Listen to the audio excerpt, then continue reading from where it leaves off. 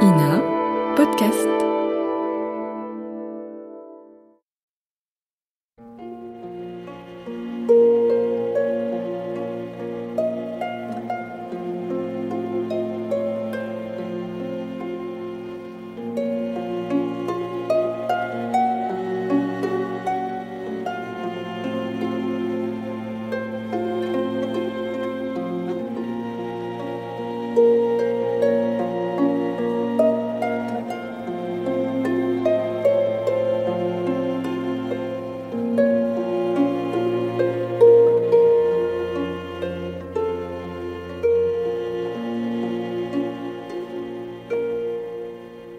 15 septembre 1840. Allons, pressons-nous. Les voyageurs sur le pont. Envoyez les barriques. Attention au câble, là. Tirez-vous, ça va lâcher. Faites passer votre colis, mesdames. Le bateau part à 6 heures. Mon carton, chapeau, mon carton. Faites donc attention. Ne nous énervons pas. Allez, par ici, les enfants, par ici. On s'arrête à Corbeil. Pour aller au Havre, en face, madame. Ici, c'est la ville de Montreux. Nous allons à Nogent-sur-Seine. Oh, zut.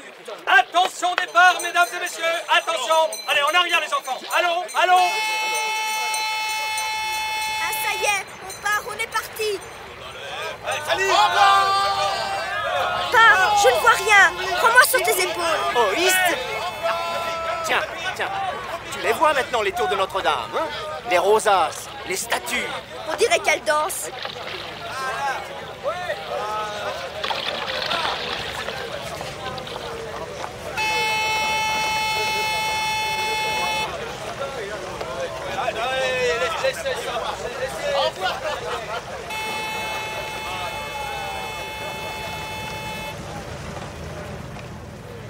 Ce paysage est admirable. Moi, je ne m'en lasse pas. Pourtant, je l'ai vu des centaines et des centaines de fois. L'île Saint-Louis, la cité, les quais. Ah, c'est merveilleux. N'est-ce pas, monsieur? Certes. Aller de Paris à Nogent, je n'ai jamais pu considérer ça comme un voyage. C'est tout au plus une excursion. Une charmante excursion. Ah, vous aussi, vous êtes de mon avis.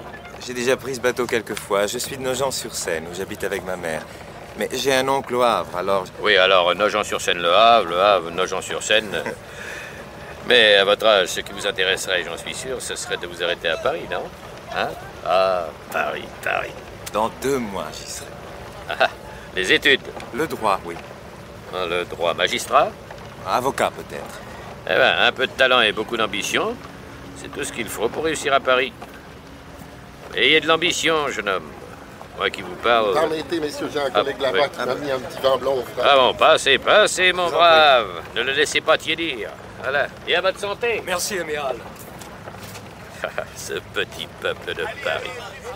Il se fait une fête de tout et de rien. J'ai l'habitude. Avant 1 heure, ils auront tiré de leur panier les bouteilles, les charcuteries et le reste. Oh, moi, j'aime les gens qui vivent. Un cigare? Non. Allez, sans façon. Non, merci, vraiment. Ah, vous avez tort. Il faut commencer jeune si l'on veut s'y connaître en tabac. Et puis, il y a autant d'espèces de tabac que d'espèces de femmes. Hein? Ce n'est pas peu dire. Ah, ces 2 mois vont vous paraître longs. Vous l'avez deviné. Eh oui, je comprends qu'à 20 ans, on soit impatient de Paris. Ah, le monde, la gloire, les comédiennes, les danseuses, les grisettes. Vous savez, moi... Ah, si. Vous verrez. Et moi qui ai passé la quarantaine, je peux vous en parler et sans me flatter pour ce qui est de la bagatelle. Non, ne répétez pas à ma femme, hein, elle est ici. Ah, tenez, regardez en face de nous ces belles villas. Voilà qui est coquet, agréable, hein. Plus d'un, l'âge où j'en suis, n'aurait qu'une envie. Vivre là avec une bonne pipe, un petit bateau, une femme, une partie de billard avec les amis. Ah. Ben, moi, mon cher, il me faut Paris. Je ne peux vivre que là. Les théâtres, les restaurants, les journaux, les artistes. J'ai pas une minute. Le tourbillon, quoi. Vous êtes dans les affaires. Oui, l'art industriel, boulevard Montmartre. J'en suis le propriétaire. Je me présente. Jacques Arnoux. Frédéric Moreau. Frédéric Moreau. C'est un nom dont je me souviendrai. Mais très sympathique, jeune homme. Et quand vous serez à Paris, vous entendrez parler de moi. Mais je connais déjà votre nom, monsieur. À Nogent, chez le libraire, j'ai vu des prospectus. Ah, voilà qui me fait plaisir. Vous avez vu mes affiches? Alors, vous savez que je tiens une galerie de peinture et que je fais paraître un journal sur l'art. Hein? Tiens, ma domestique. Bon, qu'est-ce qu'il y a encore? Pardon, monsieur. Si monsieur voulait descendre un instant, mademoiselle Marthe pleure. Ah, ma fille. Elle n'a que 7 ans. Ah, les enfants, cher monsieur, les enfants. Bon, excusez-moi. Hein. Je vous en prie. À tout à l'heure. Dites, allez dans les premières. On y fait de la musique.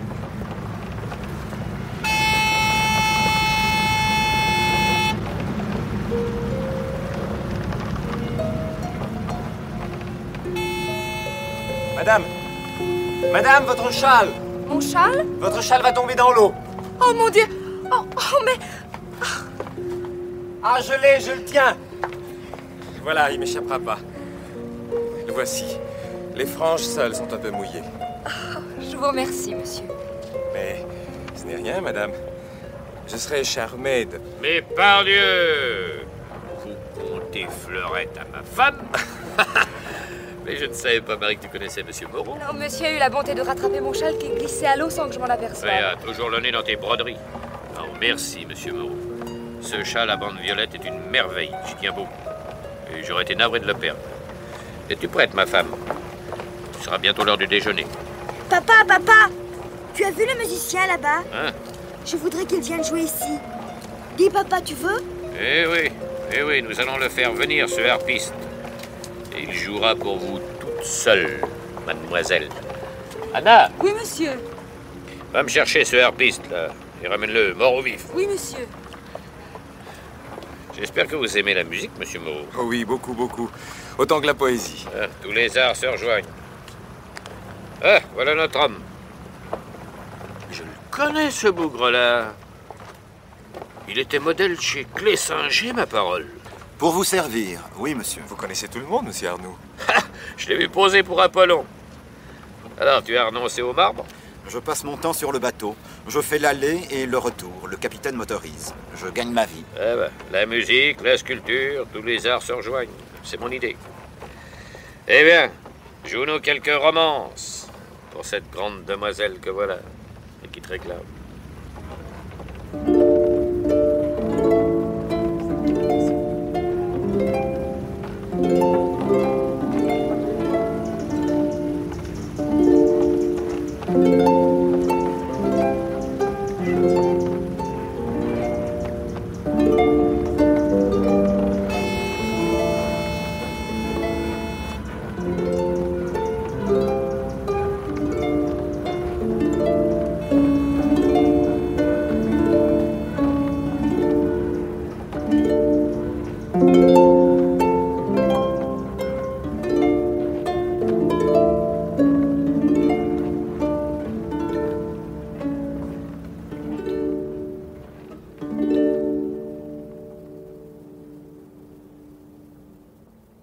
Frédéric, te voilà enfin à moi, mon petit.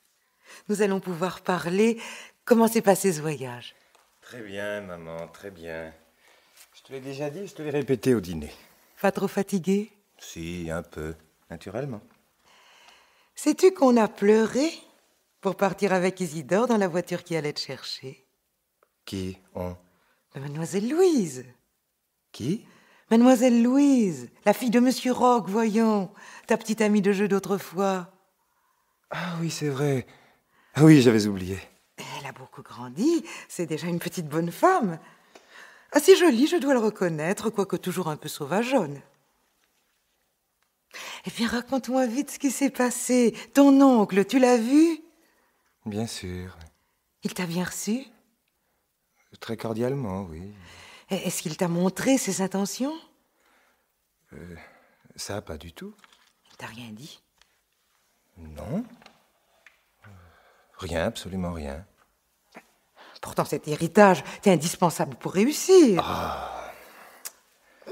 Mais enfin, à quoi penses-tu, Frédéric? Tu ne m'écoutes pas. Mais comment? Mais si, maman, je t'écoute. Tu as l'air préoccupé. Pas du tout. Mais le voyage a été si long, et puis tous ces gens qui sont jetés sur moi à l'arrivée... Mais cela prouve que l'on t'aime bien et qu'on a beaucoup de considération pour notre maison. Mais je trouve étrange que ton oncle... Peut-être ne tient-il pas déjà à rendre public... Mais il te faut des moyens de départ. Chacun sait cela quand on veut devenir conseiller d'État ou ambassadeur. Comme tu y vas, pourquoi pas ministre, maman? Je sais ce que je dis. Tu es très jeune, tu as eu le prix d'honneur au collège de Sens, je reçois 3 fois par semaine, je donne de temps à autre un beau dîner. Laisse-moi faire. Monseigneur descend toujours chez moi quand il fait ses tournées épiscopales. Je suis très content de tout cela pour toi, maman. Pour moi, il s'agit de toi, mon enfant. Mon Dieu, a-t-on idée de sonner chez les gens à une heure pareille? Laisse, je vais voir. Voilà.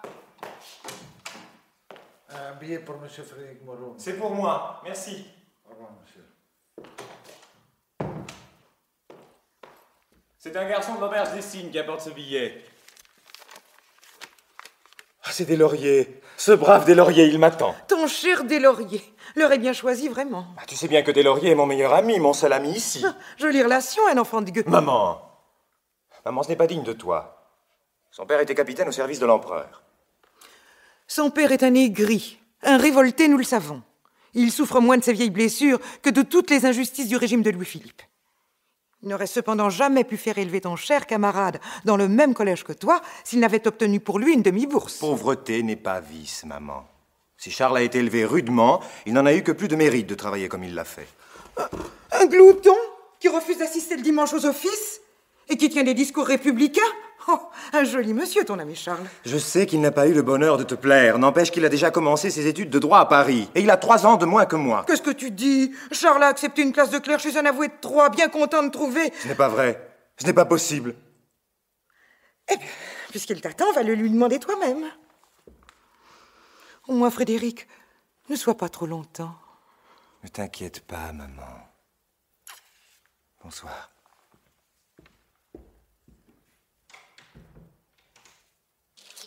Frédéric, mon vieux! Charles!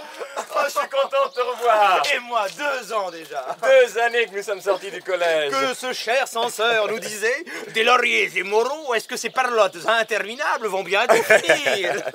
Vous avez des crises de gaieté et de tristesse que je ne comprends pas. Vous vous exaltez mutuellement. Vous vous exaltez. Oh, cher bonhomme. Mais qu'est-ce que je viens d'apprendre? Tu renonces à faire ton droit à Paris, c'est vrai? Non, pas exactement, non. C'est-à-dire que je vais sans doute concourir pour une chaire de professeur à l'école. Ah, bravissimo! Et comme il me faut de l'argent pour préparer ce concours, je me suis placé maître clerc à Troyes, chez un avoué. Oui, il le fallait bien. Juste le temps de pouvoir économiser de quoi travailler librement pendant 3 ans. Et nous qui rêvions de vivre ensemble dans la capitale dès que nous serions étudiants. Je te rejoindrai plus tard, rien n'est perdu. C'est notre premier rêve qui s'écroule. Oui, mais il y en a bien d'autres déjà auxquels nous avons dû renoncer. Souviens-toi, tu voulais être le Walter Scott de la France. Et toi, le Platon ou le Kant, je ne sais plus. Console-toi, la vie est longue. Et nous sommes jeunes. Toujours philosophe. Toujours romantique. Dis-moi plutôt comment s'est passé ton voyage. Figure-toi que j'ai fait la connaissance d'un personnage parisien que je crois important. Ah. Jacques Arnoux, très lancé dans le monde de la peinture, de la presse, du théâtre. Il tient une galerie. Il faut cultiver ça. Il est marié? Oui. Sa femme a peut-être un salon. Peut-être, je ne sais pas. Mais renseigne-toi, elle a sûrement un jour. Mais, Frédéric, qu'est-ce que tu as? Écoute, Charles, je n'en peux plus. J'étouffe. Je ne sais pas ce qui m'arrive. Je ne peux en parler qu'à toi. Cette femme, Madame Arnoux, jamais je n'ai vu une telle splendeur, une telle finesse, une telle séduction. Diable, amoureux? Elle était assise au milieu du banc, toute seule. Elle avait un large chapeau de paille avec des rubans roses qui palpitaient au vent derrière elle. Des grands sourcils, des bandeaux noirs qui descendaient très bas et qui semblaient presser amoureusement l'ovale de sa figure. Tu parles comme Werther. Elle était en train de broder quelque chose. Son nez droit, son menton, toute sa personne se découpait sur le fond de l'air bleu. Et moi, pendant une seconde, je n'ai rien souhaité que connaître son nom, sa demeure, sa vie, son passé, les meubles de sa chambre, les robes qu'elle avait portées, les gens qu'elle fréquentait. À ces signes, mon cher Frédéric, je reconnais un effroyable désir de possession. N'ironise pas, veux-tu, ce n'est pas seulement cela, C'est une envie plus profonde. Une curiosité sans limite. Presque douloureuse. Tu n'as pas changé. Toujours romanesque. Tout cela, en effet, n'a duré qu'un instant, mais je me souviens des moindres détails. De ces minces bottines en soie, couleur marron. Du médaillon attaché par une chaînette d'or à son poignet. Pourquoi? Pourquoi, puisque tout cela restera sans lendemain? Qui sait? Il est possible que tu la retrouves à Paris. Si jamais je la retrouve, elle me repoussera. Elle est mariée et je suis de la race des déshérités. Je m'éteindrai avec un trésor qui était de strass ou de diamants, je n'en sais rien. Ne dis donc pas de sottises. Il est utile de connaître la femme d'un homme important. Mais si, tu verras. Pour entreprendre n'importe quoi, il faut de l'argent. Et des relations. Quelle malédiction que de perdre sa jeunesse à la quête de son pain. Oh, si j'avais les moyens et un journal. Nous, un journal. Mais si j'en avais un, moi, comme je te secourais tout ça. Ah, les bonnes gens qui dorment tranquilles en ce moment, s'ils savaient ce qui se prépare. Un nouveau 89. Ni plus, ni moins. Oui, oh, à ton tour de te moquer. Oui, mon vieux, veux-tu que je te dise, on en a assez de Louis-Philippe. Assez des constitutions, des chartres, des subtilités, des mensonges. Je te prédis avant peu la République. À ce que je vois, tu ne donnes plus dans la métaphysique. Non, non, ce serait plutôt dans l'économie sociale.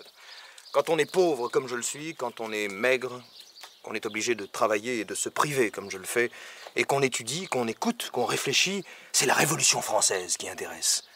L'espoir d'une vie meilleure, juste, bonne pour tous, tu comprends? Attention, voici quelqu'un. Oui, oui, quelqu'un qui est ton voisin et que ta mère méprise parce qu'il vit en concubinage avec sa bonne. Le père Roch. Exact. Mais il n'est pas aussi négligeable que ça, le bonhomme. Crois-moi, crois-moi.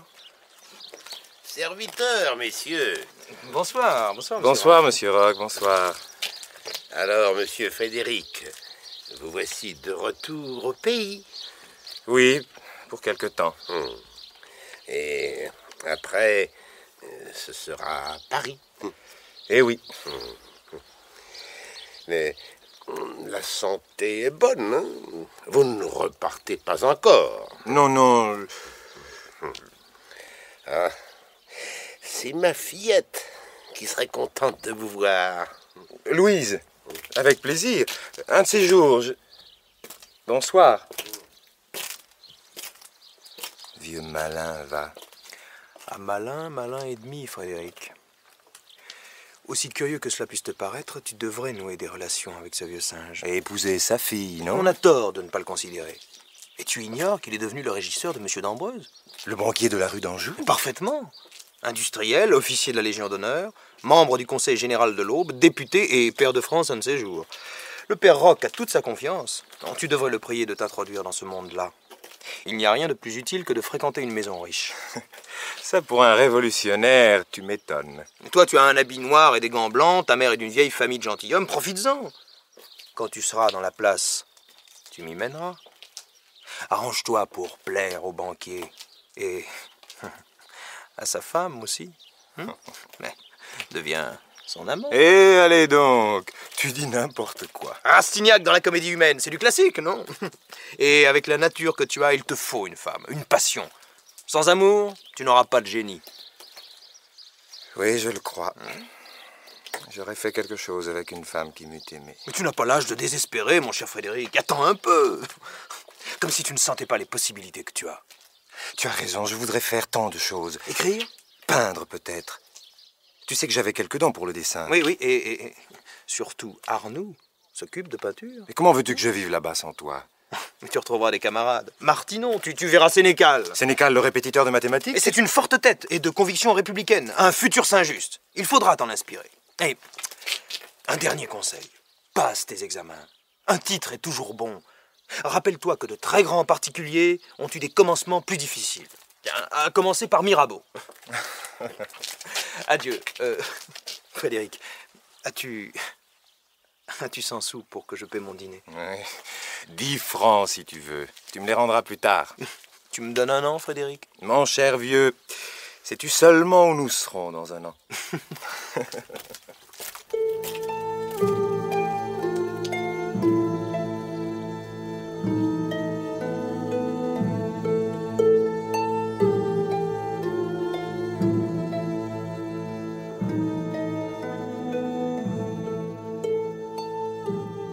1841, à Paris.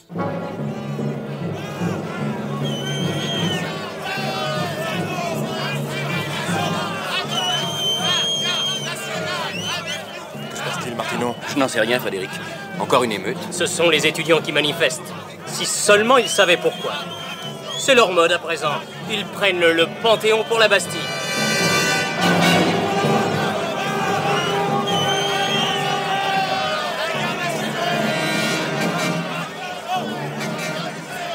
Quelle bonne farce!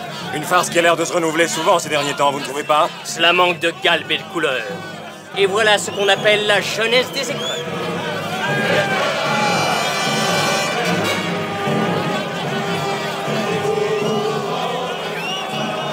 Allons, partez, messieurs. Allons. N'avancez pas. Avancez, Retirez-vous. allons.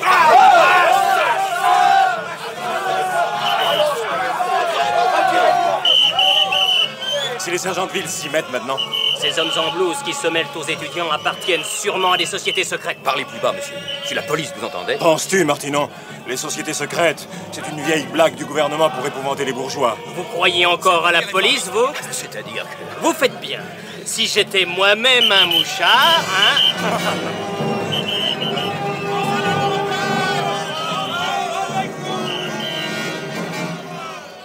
Mais regardez donc le petit jeune homme là-bas qui roule par terre. Et l'agent qui s'acharne sur lui. Je sens qu'il va y avoir du vilain.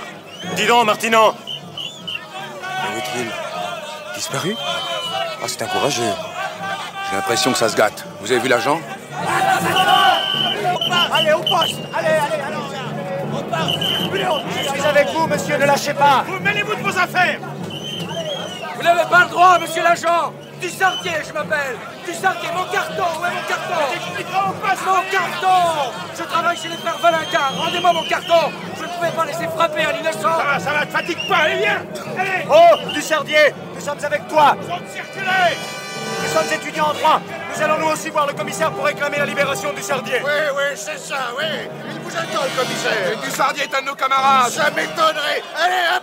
Laissez-nous passer! Oh, Dussardier, ne te fais pas de soucis! On s'occupe de toi! Hussonnet! Et Moreau! À te retrouver mon carton! Ah, ton carton! Tu mets tes notes de cours!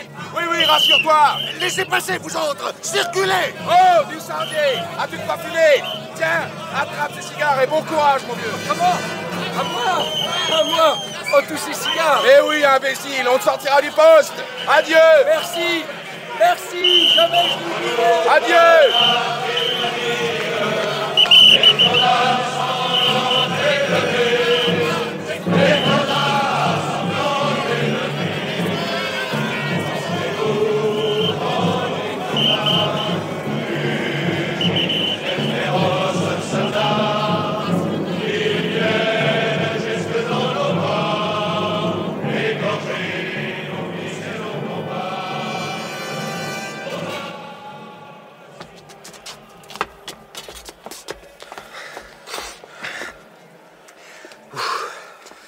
Le voilà enfin tiré d'affaire. Ça m'avait l'air d'un brave garçon. Il s'est défendu comme un beau diable. Vous le connaissez? Oh, pensez-vous?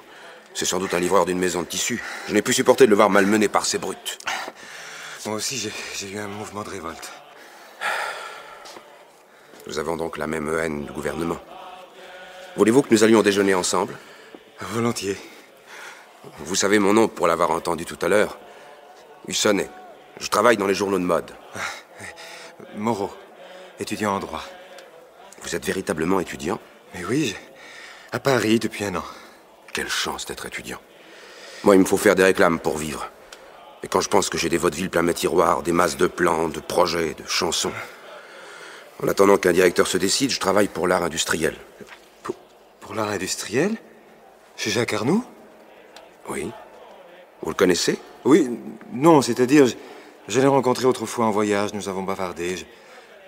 Vous voyez sa femme? De temps à autre. Elle est très discrète. Mais si les Arnoux vous intéressent, je puis vous présenter. Je n'osais pas vous le demander, mais ce serait pour moi... Mais voyons quand vous voudrez. Tout de suite. Demain. Voulez-vous me laisser votre adresse? Volontiers. J'ai une chambre, qui est Napoléon. Samedi prochain, à 4 heures, je passerai vous prendre. Je ne sais comment vous remercier. Oh, ce n'est rien. Arnoux habite au centre de Paris, c'est très commode et chez lui pas de manière. Terrain neutre, propos libres, on y rencontre des peintres, des écrivains, des tas de gens et puis des filles. Tout un programme. Vous verrez. À samedi. À samedi.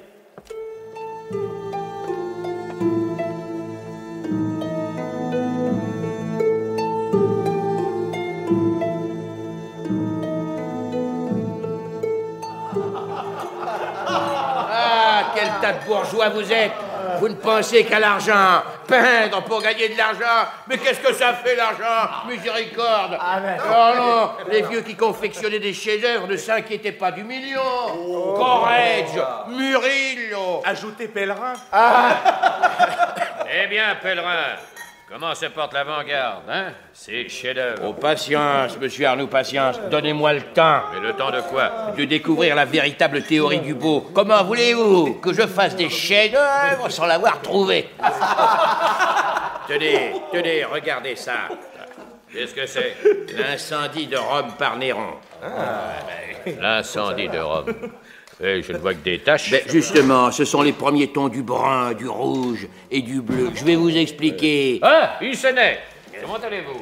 J'ai amené un ami, une vieille connaissance. Oui? Oh, mais parfaitement. Ça va toujours bien? Très bien, monsieur. J'ai rencontré Hussonnet qui venait chez vous et... Mais vous avez bien fait.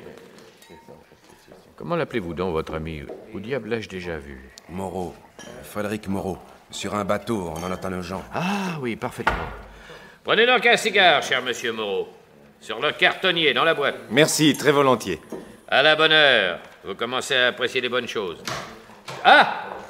Voilà le citoyen Regimbard. Sinistre, comme à l'habitude. Encore une nouvelle canaillerie du gouvernement. Triste époque. Triste époque. Qu'est-ce donc, citoyen? Un maître d'école destitué pour libre pensée. Un de plus. Où allons-nous? Un maître d'école, je vous le demande. C'est une honte. Bonjour Arnoux. Ah, bonjour, toi. Qui est-ce? La Vatnaze. Elle a d'abord été institutrice de province, maintenant elle donne des leçons et on ne sait pas trop de quoi. Elle est la maîtresse d'Arnoux? Oh bah, il en a d'autres. Sa femme lui rend bien, sans doute. Pas du tout, elle est honnête à ce qu'il paraît. Eh bien, Arnoux, depuis 6 mois que l'affaire est faite. J'attends toujours. Oui, oh, plus tard, hein. Nous verrons, plus tard. Adieu, homme heureux. Adieu, toujours la même. Et dire que Pèlerin voulait la peindre en bohémienne. Et pourquoi non? Ah, si j'avais le temps. Dans ma jeunesse, j'ai fait un Rembrandt de toute beauté. Un Rembrandt, mais c'est dépassé. Oui, c'est dépassé par les Grecs et je ne connais plus que Phidias. Pèlerin à l'Institut. Alors là, attention, hein, ne me parlez pas de cette maison de canaille. Ah, ça, pour une fois, vous avez raison. Il faut émanciper les arts. Et pas seulement les arts. Bravo, Regimbard. Ah, Regimbard en Célon, allez. C'est un homme fort, un citoyen, un vrai, qui roule le monde dans sa tête. Oh. Ah, ne protestez pas, Regimbard, je sais ce que je dis. Vous me faites penser à mes affiches. Je ne suis pas prêt de dîner ce soir. Vous nous quittez? Il le faut. Vous savez bien mes affiches. La Révolution, le National. Oh, les gredins. Les gredins. Bonsoir. Bonsoir. Mais dites donc, Arnoux, il me semble que je viens de voir disparaître par la porte le bas d'une robe. Ah, pour celle-là, rien à craindre, Hussonnet. Ah, mille excuses. Si j'avais cru qu'il y eut des femmes... Non, celle-là, c'est la mienne. Elle montait me faire une petite visite en passant. Elle n'a pas voulu rentrer. Elle s'en retourne chez elle, à la maison. Madame Arnoux n'habite donc pas ici? Mais non, voyons. Vous plaisantez? Ici? Ah, dites, au fait, Pèlerin. Oui. Pèlerin, venez voir. Oui. Ma femme a besoin de vous jeudi, ne l'oubliez pas, hein. Et puis, il me faudrait 2 dessus de porte à 250 la pièce. Genre boucher.